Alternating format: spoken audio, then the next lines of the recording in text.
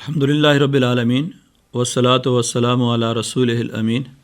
اما بعد فاعوذ باللہ من الشیطان الرجیم بسم اللہ الرحمن الرحیم۔ یہ ایک سوال ہے کہ کھلے میدان میں نماز جنازہ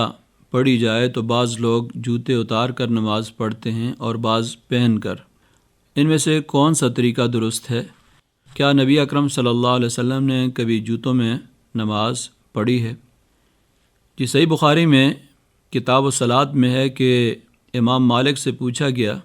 کہ کیا نبی اکرم صلی اللہ علیہ وسلم نے جوتوں میں نماز پڑھی ہے اور آپ جوتوں میں نماز پڑھا کرتے تھے؟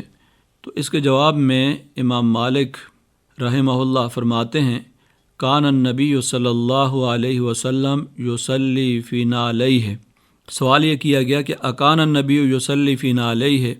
کیا نبی اکرم صلی اللہ علیہ وسلم جوتوں میں نماز پڑھتے تھے؟ تو آپ نے فرمایا کہ نعم، ہاں۔ اسی طرح امام طحاوی نے کوئی 8 صحابہ کرام کا ذکر کیا ہے کہ جو جوتوں میں نماز پڑھنے کی روایات نقل کرتے ہیں۔ ان روایات سے ثابت ہوتا ہے کہ جوتے پاک ہوں یا خشک نجاست لگی ہوئی ہو تو زمین یا گھاس پر رگڑ کر اسے پاک کر دیا جائے تو ان میں نماز پڑھنا بالاتفاق جائز ہے۔ صرف شرط یہ ہے کہ جوتے یا چپل پر نجاست نہ ہو، اوپر یا نیچے کسی حصے کے اندر ناپاکی نہ ہو۔ چونکہ نماز جنازہ عام طور پر مسجد سے باہر کھلے میدان میں ادا کی جاتی ہے اور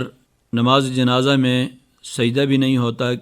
اس لیے جوتوں میں کوئی زیادہ مشکل پیش نہیں آتی ہے۔ تو جوتے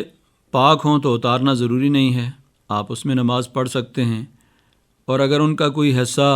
ناپاک ہو تو پھر اتارنا ضروری ہے، اتار کر نماز جنازہ ادا کی جائے۔ آج کل لوگوں کے جوتے بالعموم ناپاک ہوتے ہیں، صفائی کا اہتمام نہیں کرتے۔ بہت کم لوگ صفائی اور ستھرائی کا اہتمام کرتے ہیں، اس لیے احتیاط بہتر ہے کہ اتار کر پڑھیں تاکہ یہ جو فرض ہے یہ ذمے سے ساقط ہو جائے اور یہ فرض باقی نہ رہے۔ البتہ مسجد میں بالعموم قالین وغیرہ ہوتے ہیں، جوتے پاک ہوں تو تب بھی ان کے ساتھ جانا مناسب نہیں ہے۔ ان کی گرد و غبار بھی اگر پڑ جاتی ہے تو اس سے بدنما داغ پڑ جاتے ہیں، تو اس لحاظ سے مسجد میں تو جوتے سمیت داخل ہونا مناسب نہیں ہے۔ البتہ کھلے میدان میں جوتے اتار کر نماز پڑھی جا سکتی ہے اور پہن کر بھی پڑھی جا سکتی ہے۔ اس میں بعض حضرات جوتے پہننے پر اصرار کرتے ہیں اور بعض اتارنے پر اصرار کرتے ہیں۔ اس معاملے میں بے جا تشدد جو ہے وہ جائز نہیں ہے کہ اگر کوئی شخص پہن کر پڑھتا ہے اور اسے پوری طرح یقین ہے کہ اس کے جوتے پاک ہیں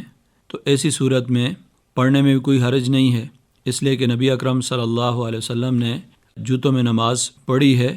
اور اس حوالے سے مستند روایات موجود ہیں۔ اور اگر کوئی شخص اتار کر پڑھنا چاہتا ہے تو اصرار نہیں کرنا چاہیے کہ پہن کر پڑھے، کوئی پہن کر پڑھتا ہے تو اصرار نہیں کرنا چاہیے کہ وہ اتار کر پڑھے۔ اس طرح کے معاملات میں جہاں نبی اکرم صلی اللہ علیہ وسلم کا اسوہ، آپ کی سنت بھی موجود ہو اور اس کے بارے میں بعد میں خلفائے راشدین کا اور دیگر علماء کا طرز عمل بھی ہو، تو اس میں بعض اوقات جن لوگوں کو معلومات نہیں ہوتی اور بنیادی مسائل سے واقفیت نہیں رکھتے، آگاہی نہیں ہوتی، تو بعض اوقات وہ بے جا قسم کا تشدد کرتے ہیں، اصرار کرتے ہیں، اور ایسے موقع پر بعض اوقات دوسروں کے ساتھ الجھ جاتے ہیں اور تلخیاں پیدا ہوتی ہیں۔ یہ چیز کسی طرح بھی مناسب نہیں ہے۔ ایسے موقع پر اگر کوئی شخص جوتے پہن کر نماز پڑھتا ہے تو اس کو برا نہیں کہا جا سکتا اور اس کو منع نہیں کیا جا سکتا، یہ اس کا معاملہ ہے، اور اگر وہ سمجھتا ہے کہ جوتے اس کے صاف ہیں، پاک ہیں، تو اتارنا ضروری نہیں ہے اس کے لیے۔ اگر دوسرا کوئی شخص سمجھتا ہے کہ اس کے ذہن کے اندر کوئی ایسی بات موجود ہے، تو پہلی بات تو یہ ہے کہ اس حوالے سے ذہن کے اندر کوئی کراہت یا ناپسندیدگی اس بنیاد پر نہیں ہونی چاہیے کہ جوتوں کے اندر نماز نہیں ہوتی، بلکہ اس بنیاد پر ہونی چاہیے کہ ہو سکتا ہے کہ جوتوں میں کوئی نجاست لگی ہوئی ہو، احتیاط نہیں کی ہے، اس کا کوئی حصہ اوپر یا نیچے والی جانب سے گندا ہو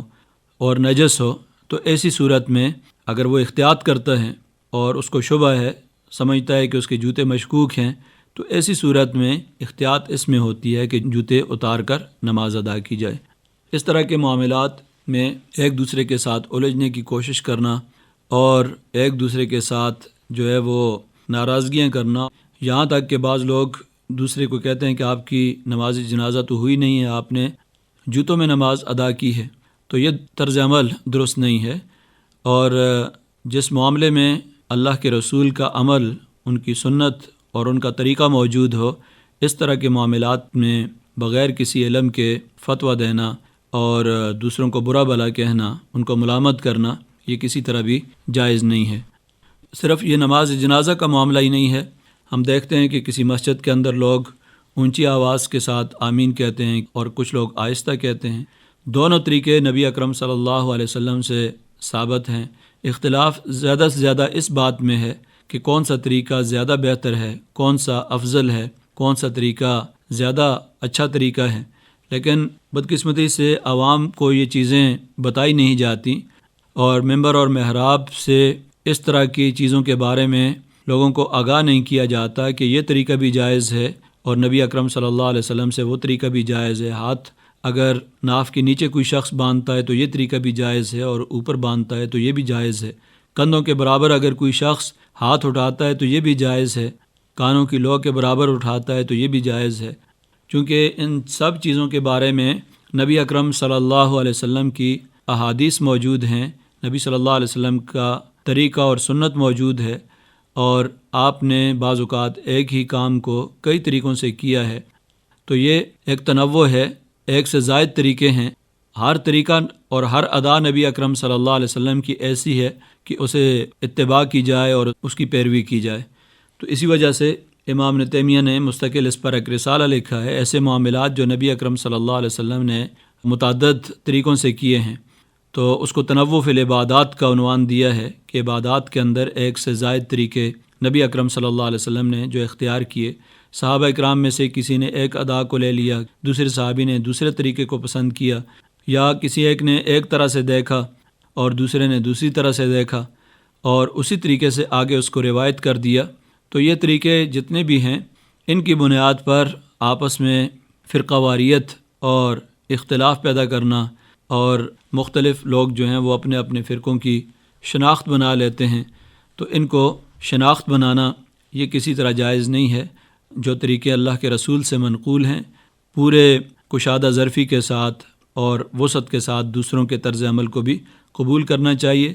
اور اسلامی معاشرے کا حسن یہ ہے کہ اس میں جتنے بھی مختلف طریقے ہیں، ان کو اگر مسلمان معاشرہ اختیار کرتا ہے تو آپس میں ہمدردی، رواداری اور اخوت اور محبت ہونی چاہیے، اور اس میں فرقہ واریت کا باعث اس کو نہیں بننا چاہیے۔ دعا ہے کہ اللہ تبارک و تعالی ہمیں دین کی اصل حقیقت کو سمجھنے کی اور اس کے مطابق عمل کرنے کی توفیق عطا فرمائے۔